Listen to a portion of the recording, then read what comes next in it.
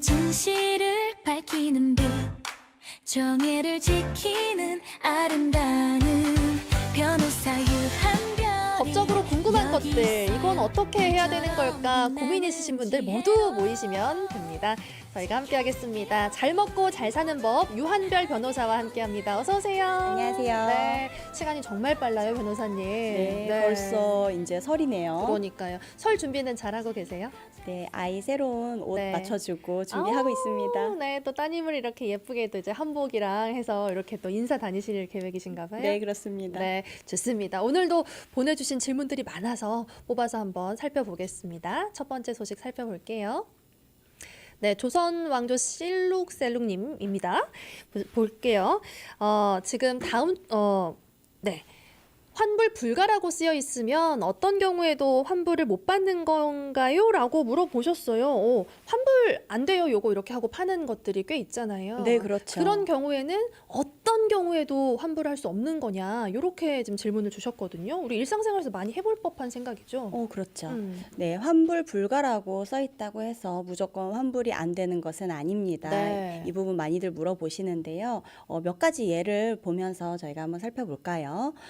예를 들면 우리 퍼스널 트레이닝 PT 많이 받으시죠? 네. 헬스장에서 PT를 받기로 했어요. 그래서 10회, 20회를 계약을 했는데 뭐 본인의 건강상의 이유로 뭐 한 5번, 6번 하고 그만둬야 되겠다 했는데 저희는 환불 불가입니다. 그런 경우 있죠. 예. 네, 그런 경우 있죠. 그래서 이런 부분 그럼 당연히 저는 못 받는 건가요? 물어보시는 분들 계시는데요. 네.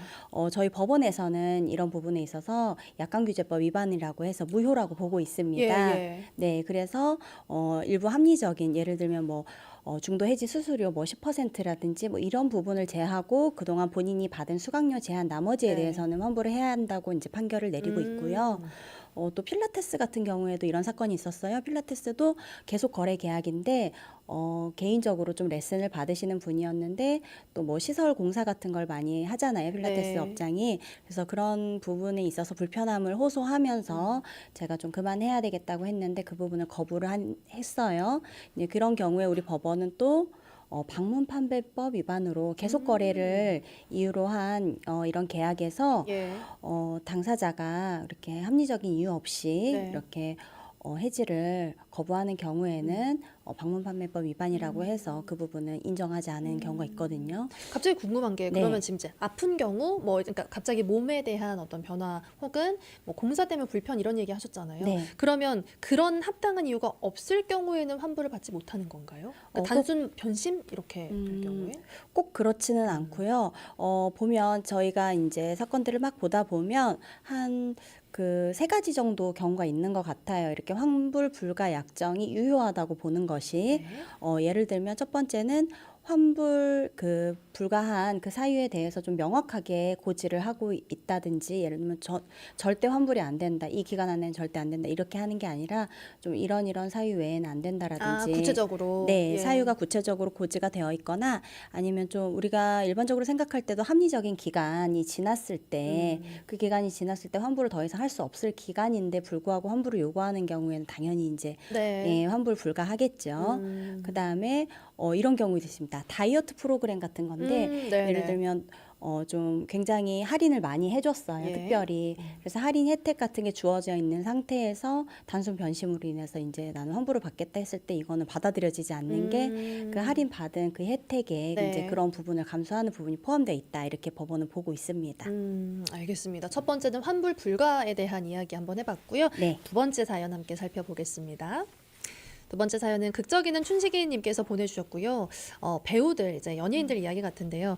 학폭 논란으로 과거에 학폭 가해자 의혹으로 논란이 제 피부 생기면서 비결은 바로 출연하던 이거예요. 드라마에서 꼭 하차하고 사용해보세요. 배우가 교체되는 경우가 있는데 이럴 때는 출연 계약 위반이 될 것 같은데 실제로 손해배상 책임이 인정되나요? 라는 질문을 주셨어요. 지금 저희가 보여드리고 있는 화면은 AI로 만든 이미지로 예시로 한번 보여드렸습니다. 네, 일단 배우는 출연 계약을 체결할 때 명시적인 조항이 없더라도 품위 유지 의무를 부담을 하게 됩니다. 기본적으로. 네. 그래서 광고라든지 뭐 드라마라든지 이런 영업에 그 해를 끼치지 않도록 할 품위 유지 의무가 있고요. 이런 품위 유지 의무가 과연 그러면 드라마를 촬영하는 그 기간에 안에 있는 행위로 인한 것인가 아니면 그 전에도 가능한 것인가 이제 이런 논란이 좀 있어 왔는데 최근 저희 판례 입장은 드라마 촬영 기간이 아니라고 하더라도 과거에 일어났던 일로 인해서 현재 그 논란이나 이제 비난이 너무 거세서 시청자들이 하차를 요구하고 드라마 제작사 입장에서는 더 이상 이 배우를 기용할 수가 없는 상황이 됐다면 교체를 해야 되잖아요. 네. 네, 그런 상황에서는 품위 유지 의무 위반이라고 보고 있습니다. 그래서 그에 따라서 당연히 손해배상 의무가 발생을 하는데요. 그럼 과연 어느 정도 손해배상이 가능할 것인가 궁금하실 것 같아요. 그래서 일단은 출연 계약에 위약금 조항이 있는 경우가 보통 있는데 아마 이 사건 같은 경우에는 제가 아는 사건은 한 2배 정도 됐던 것 같아요. 출연료의 2배. 그래서 출연료가 뭐 4억 4천이었는데 8억 8천의 위약금을 물고 이제 플러스 알파 이제 추가로 또 손해들이 실제 발생하잖아요. 예를 들면 본인이 하차한 이후에 새로운 배우를 기용해서 네. 촬영을 했을 때 재촬영 비용이라든지 뭐 새로 다 이제 촬영을 해야 되기 때문에 배우 이제 기용하는 비용이랑 그런 모든 제반 비용을 네. 당연히 이제 손해배상 액수로 넣고요. 소속사는 과연 어떻게 되는 것인가 궁금할 수도 있는데 보통 이런 경우에 소속사도 함께 계약을 체결할 때 연대 책임을 부담하도록 많이 넣습니다. 소속사 입장에서는 오히려 제작사보다는 배우와 가깝기 때문에 배우의 사생활이라든지 과거라든지 이런 부분에 더 접근이 용이하기 때문에 그런 부분을 본인들이 더 알고 챙겼어야 됐다는 의무 위반을 예. 이유로 해서요. 아마 함께 연대 책임을 묻게 될 것 같습니다. 네, 알겠습니다. 다음으로 저희가 들어볼 이야기는 변호사님 직접 담당했던 사건이시라고요? 네. 이런 이야기 좀 많이 문의하시는데요. 주택이나 아파트 구입 많이 하시잖아요. 네. 구입하셨는데 당시에는 매수인이 예상할 수 없었던 하자, 특히 이제 누수, 그쵸. 누수 문제 예, 때문에 예. 그럼 이거 어떻게 손해배상을 청구해야 네. 하나요? 하는데 마침 이 계약을 체결할 때 저희가 하자에 대해서는 책임을 묻지 아니한다라는 특약을 적었네요.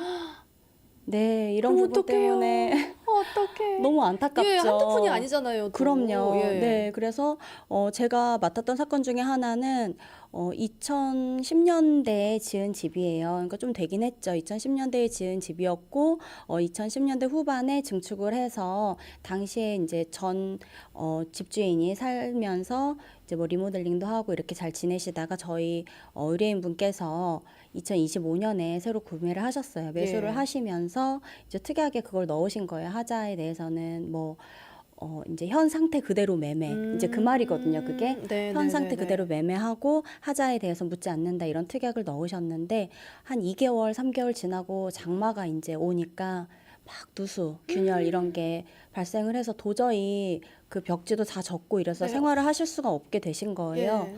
그래서 저희가 이 특약 때문에 안 되는 건가요 해서 소송을 했는데 당연히 이제 그 전 매도인 피고께서는 이런 특약이 있었기 때문에 우린 책임이 없다. 네, 그리고 그렇게 말하실 네, 것 같아요. 그리고 당신은 알려면 알 수도 있었던 거 아니냐 네. 이 하자에 대해서 이렇게 다투셨는데 다행히 저희가 이제 다툰 결과 법원에서는 그렇게 보지는 않습니다. 그런 특약이 있다고 하더라도 매도인이 알고도 고지하지 않은 부분에 대해서는 분명히 너희들이 책임이 있다. 일부러 숨긴 것에 대해서. 네, 저희가 알아보니까 예. 매도인은 이미 수차례 그 방수 공사를 진행을 하셨어요.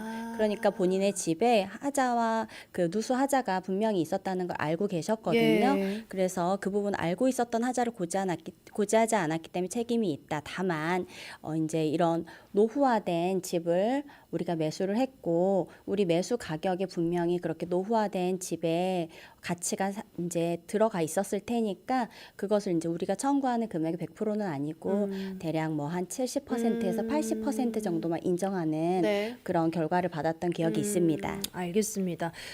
제대로 내 권리를 챙기는 것들이잖아요. 잘 알아두고 또 계약서도 꼼꼼히 보고 체크를 해야 될 것 같아요. 제가 한 가지만 더 예. 말씀드리고 싶어요. 네. 그래서 집 구매하실 때 하자와 관련해서 특약을 넣으실 때 특히 누수 관련해서 좀 염려되시는 분들은 꼭 장마 기간을 낀 기간으로 네. 그래서 뭐 한 9월 우리가 생각했을 때 9월, 10월까지를 보시고 그 기간까지 하자는 조금 담보를 하는 것으로 특약이 넣으셨으면 좋겠습니다.